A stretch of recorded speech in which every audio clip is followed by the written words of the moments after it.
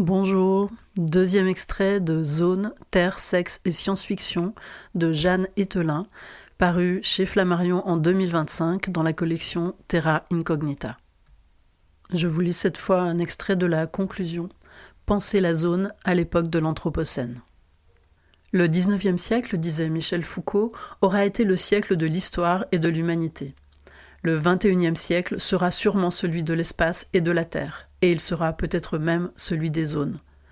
Cette enquête sur la zone met l'accent sur la nature des parties plutôt que sur celle des ensembles.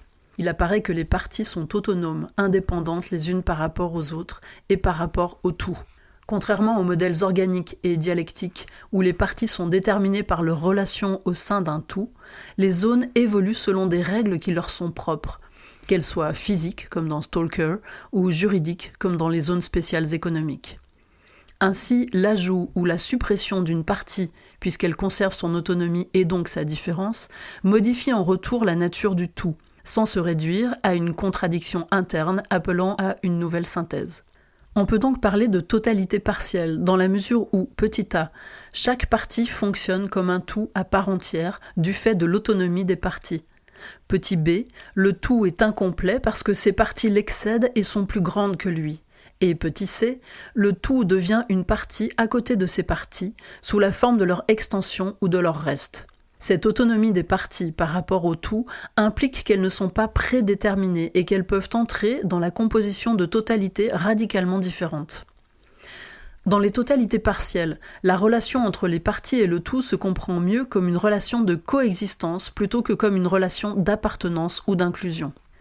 Il est révélateur que le concept de zone soit un concept relatif à l'idée même de surface tout en étant irréductible à une simple étendue.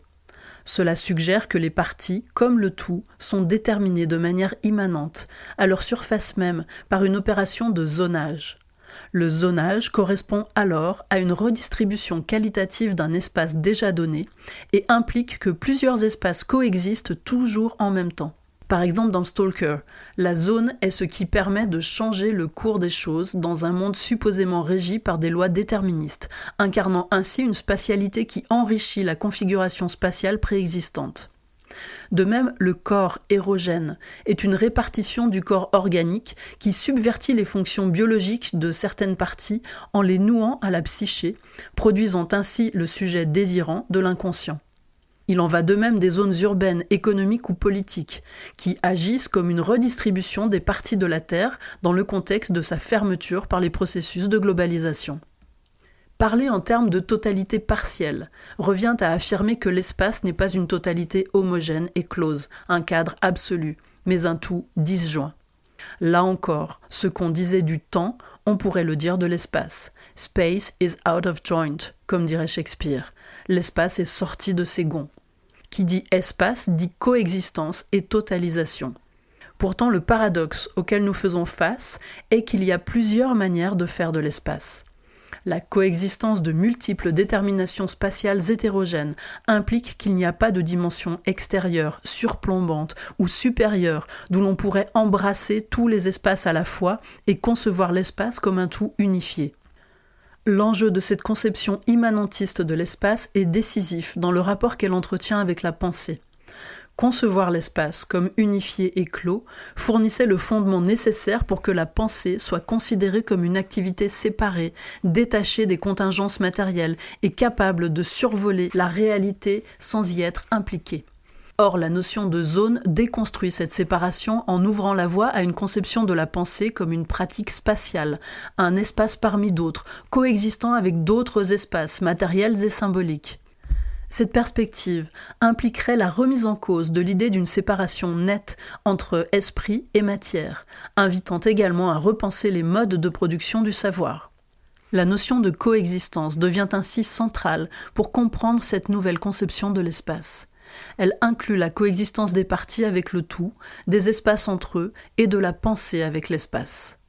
La coexistence n'est pas seulement une définition formelle possible de l'espace, comme on la trouve souvent dans l'histoire de la philosophie, mais incarne aussi une description pertinente de notre moment présent. Ce que nous appelons l'Anthropocène nous confronte à nos relations de coévolution avec les autres êtres, ainsi qu'avec la Terre elle-même et ses processus bio-géochimiques essentiels pour maintenir les conditions d'habitabilité de la planète.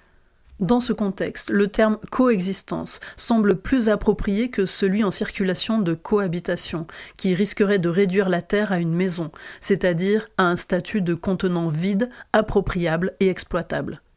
La notion de coexistence souligne la pluralité des modes d'existence, parfois divergents et sources de conflits, mais indispensables pour envisager l'avenir durable de la vie sur Terre. Notre hypothèse est donc que la zone agit comme un catalyseur pour un type d'espace qui s'impose avec l'Anthropocène, en permettant de saisir non seulement l'émergence d'un espace animé, évolutif et créatif, mais également les divers jeux de coexistence qui sous-tendent cet espace. Cette manière de conclure notre enquête n'a pas pour but de privilégier un usage particulier du concept de zone, en l'occurrence géographique, mais plutôt de montrer comment il coïncide de manière fortuite avec ce avec quoi il coexiste, à savoir un contexte particulier, comme un symptôme du moment présent, mes préoccupations pour l'avenir de la planète ayant nourri mon intérêt pour le concept de zone. L'aborder sous l'angle des enjeux terrestres ne signifie pas que c'est un concept essentiellement géographique et n'annule pas son caractère transversal. Cependant, la résonance particulière qu'il acquiert aujourd'hui dans le contexte de l'Anthropocène permet de le redéfinir en ce sens. Non seulement la zone est un concept qui traverse l'histoire occidentale de la géographie et entretient une relation privilégiée avec l'invention du globe à la Renaissance, mais le zonage a également joué un rôle décisif dans la terraformation de la planète par les activités humaines à travers la compression spatio-temporelle, l'aménagement du territoire et le capitalisme néolibéral. Ce n'est peut-être pas un hasard si le concept est devenu un outil théorique et pratique pour renverser la figure du globe, tant pour les programmes scientifiques du système Terre, les observatoires de la zone critique, que pour les stratégies militantes environnementales, les ZAD. Les zones sont ambivalentes.